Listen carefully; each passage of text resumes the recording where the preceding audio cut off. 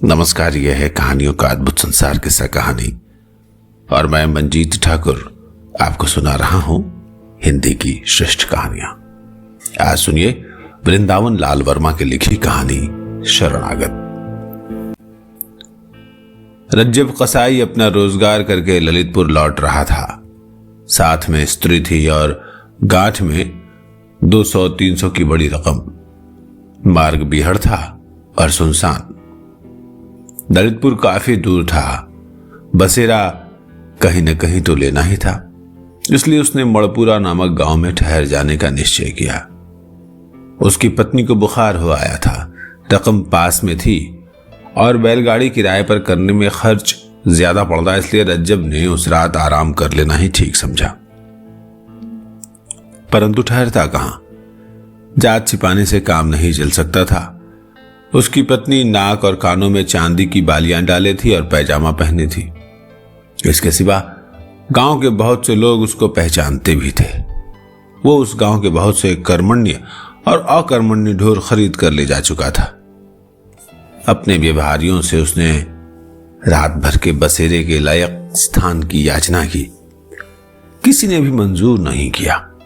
उन लोगों ने अपने ढोर रज्जब को अलग अलग और लुके छिपे बेचे थे। ठहरने में तुरंत ही तरह तरह की खबरें फैलती, इसलिए सबों ने इनकार कर दिया। गांव में गरीब ठाकुर रहता था। थोड़ी सी जमीन थी जिसको किसान जोते हुए थे, जिसका हल बैल कुछ भी नहीं था। लेकिन अपने किसानों से 2-3 साल का पेशी लगान वसूल कर लेने में ठाकुर को किसी विशेष बाधा का सामना नहीं करना पड़ता था। छोटा सा मकान था, परंतु उसको गांव वाले गढ़ी के आदर व्यंजक शब्द से पुकारा करते थे और ठाकुर को डर के मारे राजा शब्द संबोधन करते थे। शामत का मारा रज्जब इसी ठाकुर के दरवाजे पर अपनी ज्वरग्रस्त पत्नी को लेकर पहुंचा। ठाकुर पौर में बैठा हुक्का पी रहा था। रज्जब ने बाहर से ही सलाम करके कहा, दाजू एक विनती है। ठाकुर ने बिना एक रत्ती भर इधर उधर हिले डुले पूछा, क्या? रज्जब बोला, मैं दूर से आ रहा हूं, बहुत थका हुआ हूं। मेरी औरत को जोर से बुखार आ गया है। जाड़े में बाहर रहने से न जाने इसकी क्या हालत हो जाएगी, इसलिए रात भर के लिए कहीं 2 हाथ जगह दे दी जाए। कौन लोग हो? ठाकुर ने प्रश्न किया। हूं तो कसाई, रज्जब ने सीधा उत्तर दिया। चेहरे पर उसके बहुत गिड़गिड़ाहट थी। ठाकुर की बड़ी बड़ी आंखों में कठोरता छा गई। बोला, जानता है ये किसका घर है? यहां तक आने की हिम्मत तूने कैसे की? रज्जब ने आशा भरे स्वर में कहा, यह राजा का घर है, इसीलिए शरण में आया हूं। तुरंत ठाकुर की आंखों से कठोरता गायब हो गई। जरा नरम स्वर में बोला, किसी ने तुमको बसेरा नहीं दिया है? नहीं महाराज, रज्जब ने उत्तर दिया। बहुत कोशिश की, लेकिन मेरे खोटे पेशे के कारण कोई सीधा नहीं हुआ और वो दरवाजे के बाहर ही एक कोने से चिपट कर बैठ गया।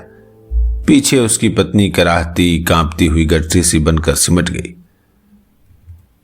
ठाकुर ने कहा, तुम अपनी चिलम लिए हो? हाँ सरकार, रज्जब ने उत्तर दिया। ठाकुर बोला, तब भीतर आ जाओ और तमाकू अपनी चिलम से पी लो। अपनी औरत को भीतर कर लो, हमारी पौर के कोने में पड़े रहना। जब वे दोनों भीतर आ गए तो ठाकुर ने पूछा, तुम कब यहां से उठकर चले जाओगे? जवाब मिला, अंधेरे ही महाराज, खाने के लिए रोटियां बांधे हैं, इसलिए पकाने की जरूरत नहीं पड़ेगी। तुम्हारा नाम? रज्जब। थोड़ी देर के बाद ठाकुर ने रज्जब से पूछा, कहां से आ रहे हो? रज्जब ने स्थान का नाम बतलाया। किस लिए गए थे वहां? रोजगार के लिए मालिक। काम तो तुम्हारा बहुत बुरा है। क्या करूं, पेट के लिए करना ही पड़ता है। परमात्मा ने जिसके लिए जो रोजगार नियत किया है वही उसको करना पड़ता है। क्या नफा हुआ? प्रश्न करने में ठाकुर को जरा संकोच हुआ। और प्रश्न का उत्तर देने में रज्जब को उससे बढ़कर। रज्जब ने जवाब दिया, महाराज पेट के लायक कुछ मिल गया है यूं ही। ठाकुर ने इस पर कोई जिद नहीं की। रज्जब एक क्षण के बाद बोला, बड़े भोर उसका चला जाऊंगा, तब तक लोगों के तबीयत भी अच्छी हो जाएगी। इसके बाद दिन भर के थके हुए पति पत्नी सो गए। काफी रात गए। कुछ लोगों ने एक बंधे इशारे से ठाकुर को बाहर बुलाया। एक फटी सी रजाई ओढ़े ठाकुर बाहर निकल आया। आगंतुकों में से एक ने धीरे से कहा, दाऊजू आज तो खाली हाथ लौटे हैं, कल संध्या का शगुन बैठा है। ठाकुर ने कहा, जरूरत तो आज की थी, खैर कल देखा जाएगा। क्या कोई उपाय किया था? हाँ, आगंतुक बोला, एक कसाई रुपए की मोट बांधे इसी ओर आया है, लेकिन हम लोग जरा देर में पहुंचे, वो खिसक गया। कल देखेंगे जरा जल्दी। ठाकुर ने घृणा सूचक स्वर में कहा, कसाई का पैसा नहीं छुएंगे। क्यों? बोरी कमाई है। अरे उसके रुपयों पर कसाई थोड़े लिखा है ना मालिक, लेकिन उसके व्यवसाय से यह रुपया दूषित हो गया है। रुपया तो दूसरों का ही है, कसाई के हाथ आने से रुपया कसाई नहीं होता। अरे मेरा मन नहीं मानता, अशुद्ध पैसा है, हम अपनी तलवार से उसको शुद्ध कर लेंगे। इसके बाद ज्यादा बहस नहीं हुई। ठाकुर ने सोचकर अपने साथियों को बाहर का बाहर ही टाल दिया। भीतर देखा कसाई सो रहा था और उसकी पत्नी भी। ठाकुर भी सो गया। सवेरा हो गया, परंतु रज्जब जा नहीं सका। उसकी पत्नी का बुखार तो हल्का हो गया था, परंतु शरीर भर में पीड़ा थी और वो एक कदम भी नहीं चल सकती थी।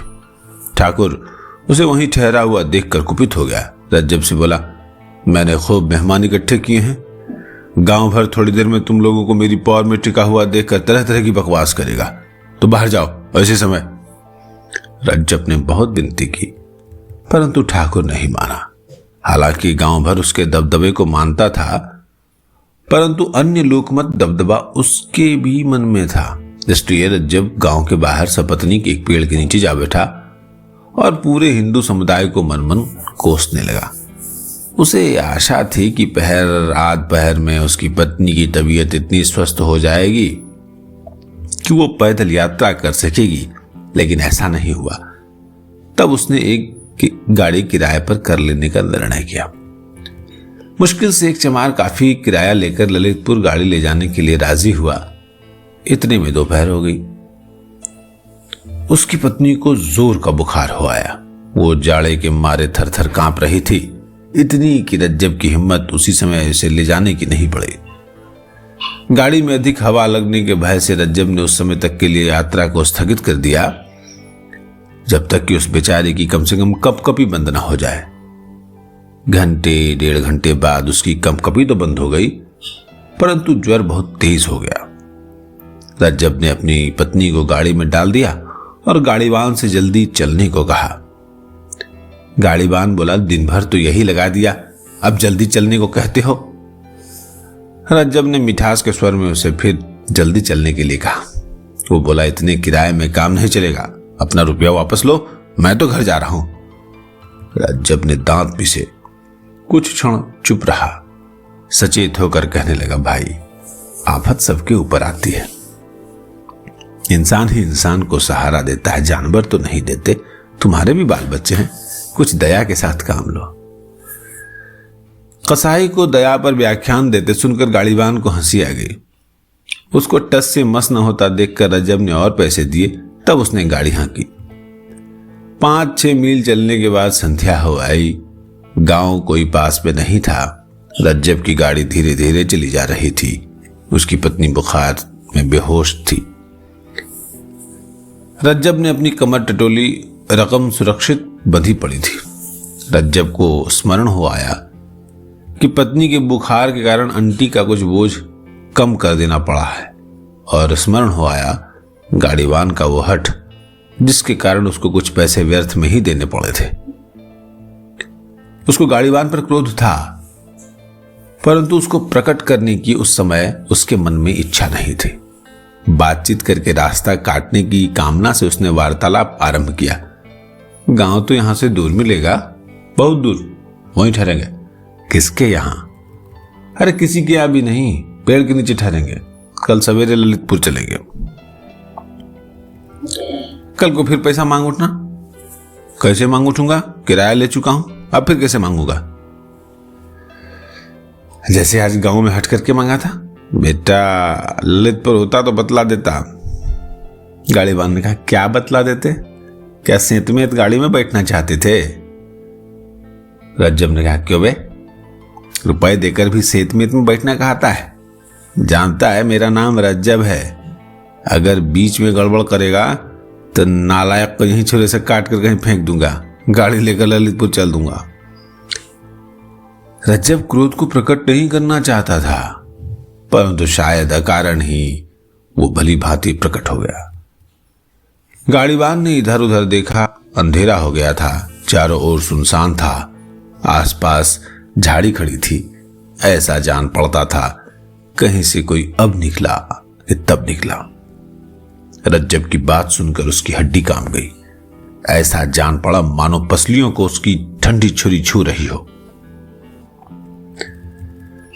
गाड़ीवान चुपचाप बैल को हाँकने लगा। उसने सोचा, गांव के आते ही गाड़ी छोड़कर नीचे खड़ा हो जाऊंगा और हल्ला गुल्ला करके गांव वालों की मदद से अपना पीछा रज्जब से छुड़ाऊंगा। रुपए पैसे भले ही वापस कर दूंगा, लेकिन आगे नहीं जाऊंगा, कहीं सचमुच रास्ते में मार न डाले।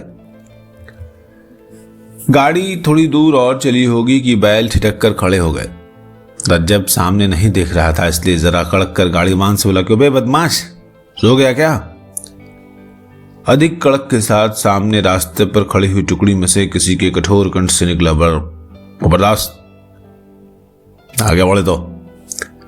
रज्जब ने सामने देखा कि 4-5 आदमी बड़े बड़े लठ बांध कर न जाने कहां से आ गए। उनमें तुरंत ही एक ने बैलों की ज्वारी पर एक लठ पटका और 2 दाएं बाएं आकर रज्जब पर आक्रमण करने को तैयार हो गए। गाड़ीवान गाड़ी छोड़कर नीचे जा खड़ा हुआ, बोला, मालिक, हम तो गाड़ीवान हैं, हमसे क्या सरोकार? ये कौन है? एक ने गरज कर पूछा। गाड़ीवान की घिग्गी बन गई, कोई उत्तर नहीं दे सका। रज्जब ने कमर की गांठ को एक हाथ से संभालते हुए बहुत ही नम्र स्वर में कहा, मैं बहुत गरीब आदमी हूं, मेरे पास कुछ नहीं है। औरत गाड़ी में बीमार पड़ी है, जाने दीजिए। उन लोगों में से एक ने रज्जब के सिर पर लाठी उबारी। गाड़ीवान खिसकना चाहता था कि दूसरे ने उसको पकड़ लिया। अब उसका मुंह खुला, बोला, महाराज, हमको छोड़ दीजिए, मैं तो किराए से गाड़ी लिए जा रहा हूं। गांठ में खाने के लिए 3-4 आने पैसे ही हैं। और ये कौन है बतला? उन लोगों में से एक ने पूछा। गाड़ीवान ने तुरंत उत्तर दिया, ललितपुर का कसाई है। रज्जब के सिर पर जो लाठी उबारी गई थी वो वहीं रह गई। लाठी वाले के मुंह से निकला, तुम कसाई हो? सच सच बताओ। हाँ महाराज, रज्जब ने सहसा उत्तर दिया, बहुत गरीब हूं, हाथ जोड़ता हूं, मुझको मत सताओ, औरत बहुत बीमार है। औरत जोर से कराही। लाठी वाले उस आदमी ने अपने एक साथी से कान में कहा, इसका नाम रज्जब है, छोड़ो, चलो यहां से। उसने न माना, बोला, इसका खोपड़ा चकनाचूर करो दाऊजू, यदि वैसे न माने तो असाई कसाई हम कुछ नहीं मानते। अरे छोड़ना ही पड़ेगा, उसने कहा, इस पर हाथ नहीं पसारेंगे, न इसका पैसा छुएंगे। दूसरा बोला, क्यों? कसाई होने से डर है दाजू? आज तुम्हारी बुद्धि पर पत्थर पड़ गया है, मैं देखता हूं। उसने तुरंत लाठी का एक सिरा रज्जब की छाती में अड़ाकर तुरंत रुपया पैसा निकाल देने का हुक्म दिया। नीचे खड़े उस व्यक्ति ने जरा तीव्र स्वर में कहा, नीचे उतर आओ, उससे मत बोलो, उसकी औरत बीमार है। मेरी वला से गाड़ी में चढ़ते हुए लठैत ने उत्तर दिया, मैं कसाईयों की दवा हूं। और फिर रज्जब को उसने धमकी दी। नीचे खड़े उस व्यक्ति ने कहा, खबरदार जो उसे छुआ, नीचे उतरो नहीं तो तुम्हारा सिर चकनाचूर किए देता हूं, वो मेरी शरण में आया था। गाड़ीवान लठैत झकसी मारकर नीचे उतर आया। नीचे वाले व्यक्ति ने कहा, सब लोग अपने अपने घर जाओ, राहगीरों को तंग मत करो। फिर गाड़ीवान से बोला, जा रे, हाँक ले जा गाड़ी। ठिकाने तक पहुंचाना तब लौटना, नहीं तो अपनी खैर मत समझियो। और तुम दोनों में से किसी ने इस बात की कहीं चर्चा की तो भूसी की आग में जलाकर खाक कर दूंगा। गाड़ीबान गाड़ी लेकर बढ़ गया। उन लोगों में से जिस आदमी ने गाड़ी पर चढ़कर रज्जब के सिर पर लाठी तानी थी, उसने शुद्ध स्वर में कहा, दाऊजू, आगे से कभी आपके साथ नहीं आऊंगा। दाऊजू ने कहा, मत आना, मैं अकेले ही बहुत कुछ कर गुजरता हूं, लेकिन बुंदेला शरणागत के साथ घात नहीं करता, इस बात को गांठ बांध लेना। कहानी कैसी लगी? अपने शरणागत की रक्षा के लिए जिस तरह से डकैत खड़ा हुआ। कहानी वृंदावन लाल वर्मा की लिखी शरणागत। कमेंट में बताइए कैसी लगी। अच्छी लगी हो तो अपने मित्र संबंधियों, दोस्तों, रिश्तेदारों में इस कहानी को शेयर करिए, कमेंट करके बताइए, लाइक करिए और इस चैनल को सब्सक्राइब कीजिए जिसका नाम है किस्सा कहानी। आवाज आप सुन रहे थे मंजीत ठाकुर की। नमस्कार।